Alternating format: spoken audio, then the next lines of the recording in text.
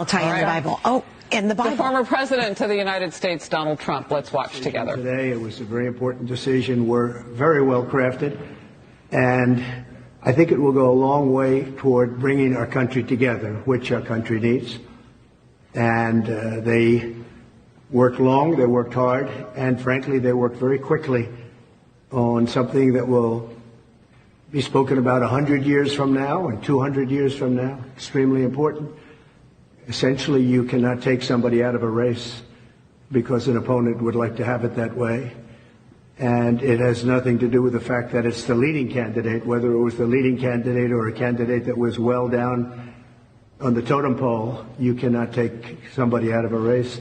The voters can take the person out of the race very quickly, but a court shouldn't be doing that, and the Supreme Court saw that very well. And I really do believe that will be a unifying factor, because while most states were thrilled to have me, there were some that didn't, and they didn't want that for political reasons. They didn't want that because of poll numbers, because the poll numbers are very good. We're beating President Biden in almost every poll. New York Times came out yesterday with a very big poll for us. So they didn't like that, and you can't do that. You can't do what they tried to do.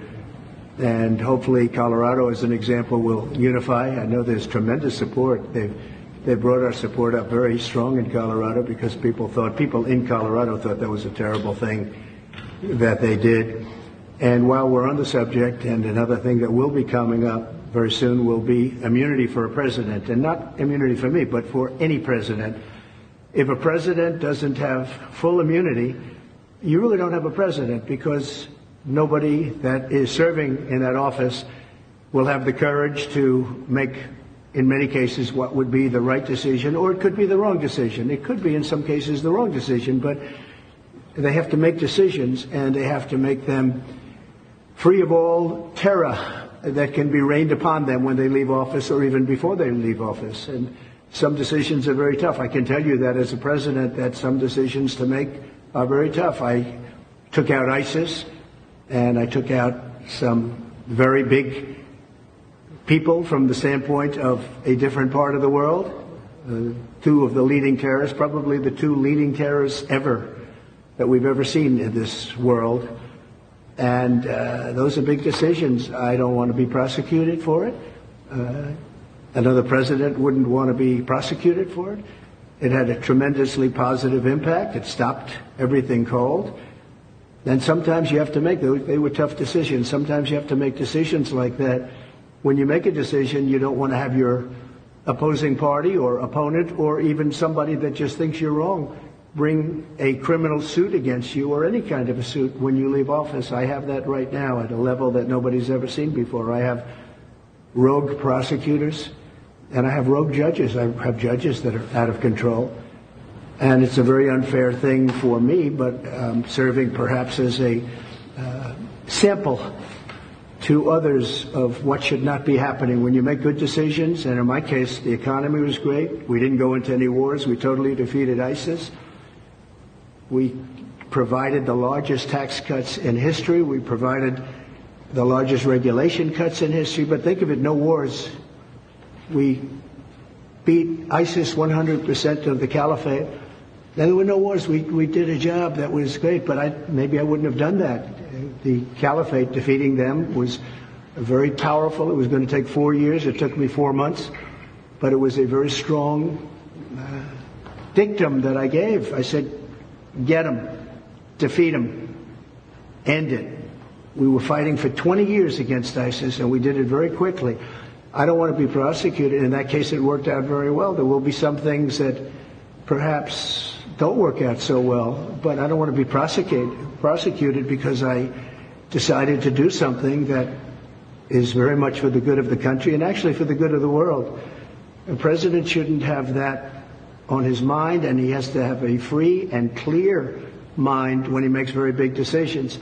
Or it's going to be nothing more than a ceremonial post. You'll be president, it'll be a wonderful thing, and you won't do anything because you don't want to be hit by your opponent or hit by somebody else, because who wants to leave office and go through what I've gone through?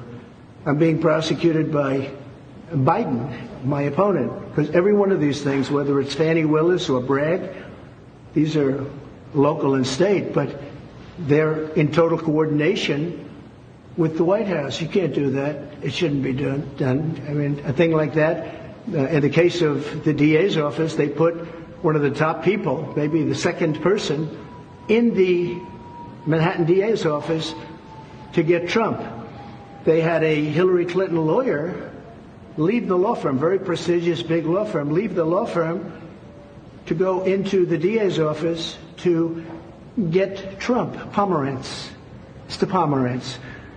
So he goes in to become a prosecutor, worked for the Democrat Party and Hillary Clinton, goes in to prosecute Donald Trump at a local level, in total coordination with the Department of Justice, meaning Biden.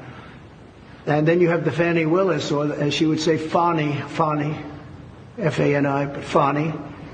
And she hired somebody, knew the person long before this horrible prosecution took place. And she went out and she paid him an unbelievable amount of money, more money than he ever had dreamt possible, much more money than other people that do that for a living. He never did it at all, had no experience in it at all. And they had obviously a conflict. We don't have to go into that, but they were able to get a lot of money because it was a high-profile person. Me, I'm a very high-profile person. So they were able to pay him close to $1 million when he was not equipped to do the job, and she's not equipped to do the job, and that case should end immediately. That case is so conflicted, nobody's ever seen anything like it. And then you have deranged Jack Smith, who's a Trump hater and represents all the Trump haters, and he's going wild. He's just a wild man. He's been overturned unanimously by the Supreme Court. Went after other people over the years. He's had great failure. But he's mean, he's nasty, he's unfair. And the judges on these cases, they're all Trump haters. Other than we have maybe one or two that I think can be fair. But you look at New York, what's happened. I mean, these people have tremendous hatred. You can't do this to a president. And again, I'm not talking about me, I'm talking about in the future. A president has to be free. A president has to be, if the president does a good job, I did. Some people would say a great job. But if the president does a good job, a president should be free and clear and frankly celebrated for having done a good job. Not indicted 4 times and not gone after on a civil basis and not demanded to pay hundreds of millions of dollars in fines on something that was absolutely perfect, where there were no victims, where the financial statements were absolutely flawless, where you have disclaimer clauses.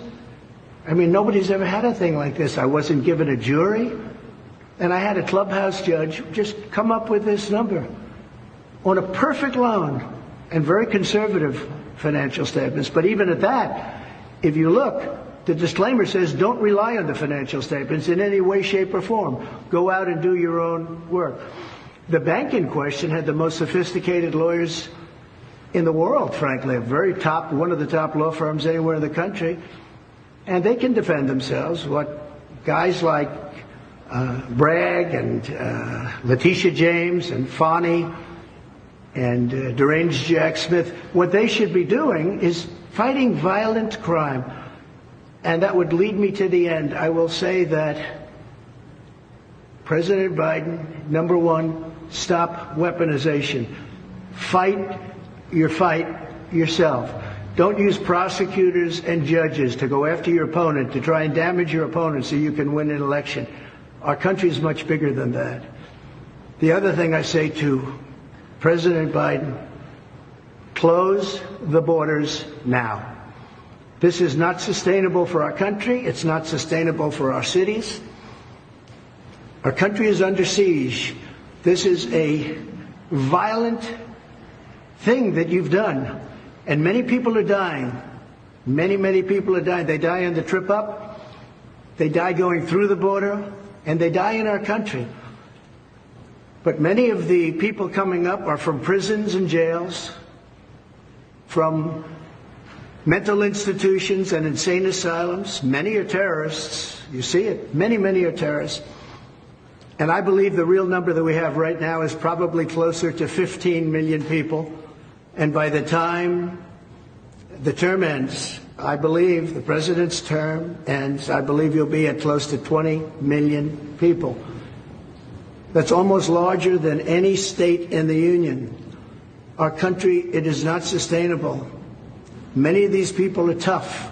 Many of these people are bad. They come from some of the roughest countries in the world and some of the roughest prisons. We have prisons in the Congo, in Africa, coming. We have people coming from all parts of the Middle East.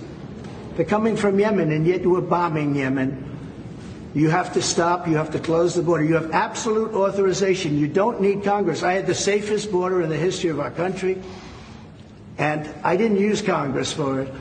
And then I built hundreds of miles of wall, and the reason I built it and how I built it was I considered it an invasion of our country, and I took the money from the military, and the Army Corps of Engineers did it with me, and we did a great job.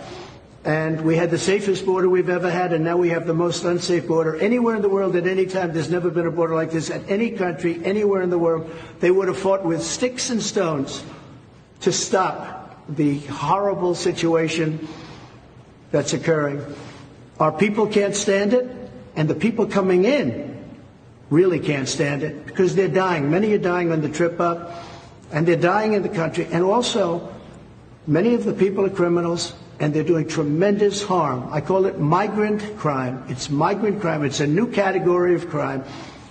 They're hurting our country horribly, and we've become a laughing stock all over the world. So I say respectfully to President Biden, you have the authorization right now. I did it.